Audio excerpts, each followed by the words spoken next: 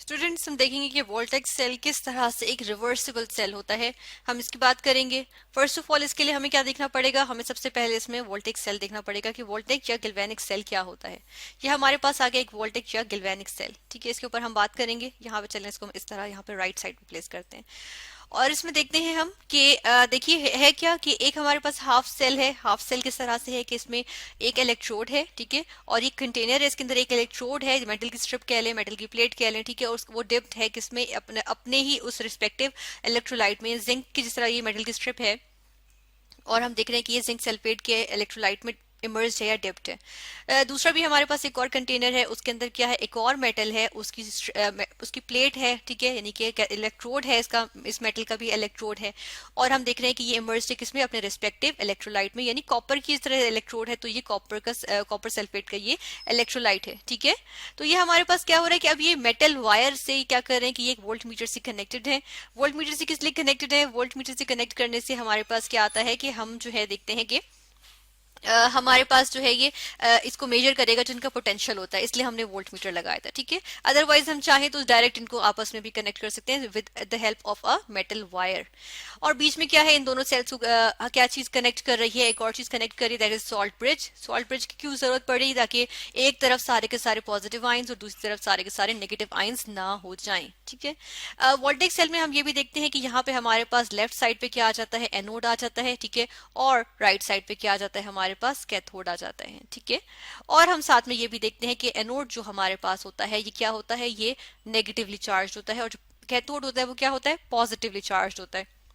हम क्यों कहते हैं इस तरह की, ये चीज हम क्यों कहते हैं, क्योंकि बेसिकली जिंक जो है वो एनोड पे ऑक्सीडेशन होती है, तो जिंक क्या करता है कि जिंक जो है वो इलेक्ट्रॉन्स लूज करता है। 2 इलेक्ट्रॉन्स लूज करेगा, वो यहाँ से होते हुए जाएंगे और कॉपर के पास जाएंगे।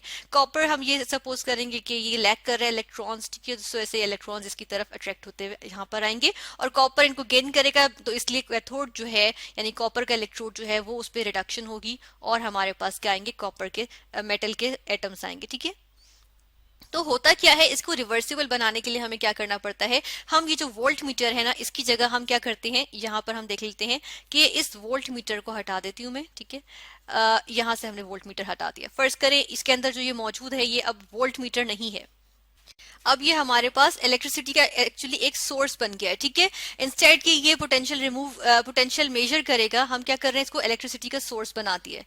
ठीक है ना, तो यहाँ पर हम क्या देख रहे हैं कि ये जो हमारे पास इलेक्ट्रिसिटी का सोर्स है, इससे अब होगा क्या कि इसका एक पॉजिटिव टर्मिनल होगा और एक नेगेटिव टर्मिनल होगा।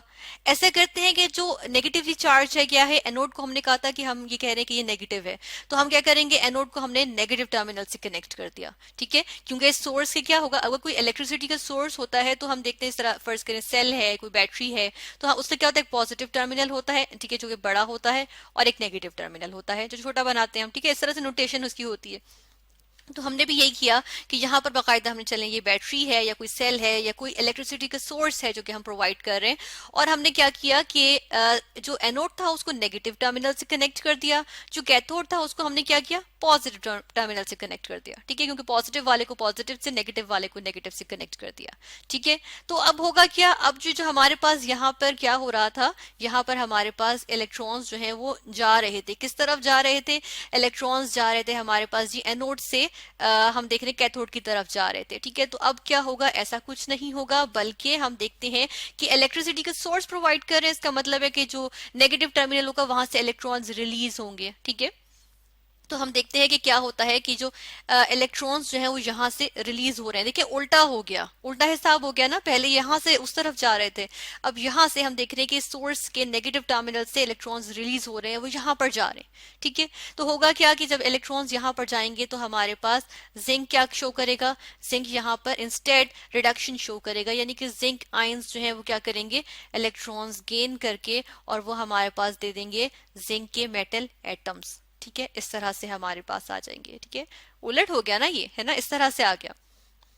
और जिंक की हम देख रहे थे यहाँ पर ऑक्सीडेशन हो रही थी, लेकिन यहाँ पर अब क्या हो गई है, इसकी रिडक्शन हो चुकी है। ठीक है, तो ये हम क्या कह रहे हैं कि ये जिंक की रिडक्शन हो रही है। ठीक है, दूसरी जानिब हम कॉपर को देखें तो क्या होगा, पॉजिटिव टर्मिनल है तो कॉपर क्या करेगा, कॉपर जो है वो इंस्टेड ऑफ गेनिंग इलेक्ट्रॉन्स, अब कॉपर पे भी उल्टा हिसाब हो जाएगा। और हम देखते हैं कि कॉपर पे ऑक्सीडेशन होती है, तो ऑक्सीडेशन में हमारे पास क्या हो रहा होगा कि कॉपर जो है ना, हम यहाँ पर देखते हैं कॉपर जो है वो क्या कर रहा है, 2 इलेक्ट्रॉन्स लूज कर रहा है और साथ के साथ क्या बना रहा है, कॉपर के आयंस बना रहा है। ठीक है, ये हमारे पास एक्वस फॉर्म में कॉपर के आयंस आ गए और साथ में ये कॉपर आ गया। ठीक है, कॉपर के एटम्स आ गए।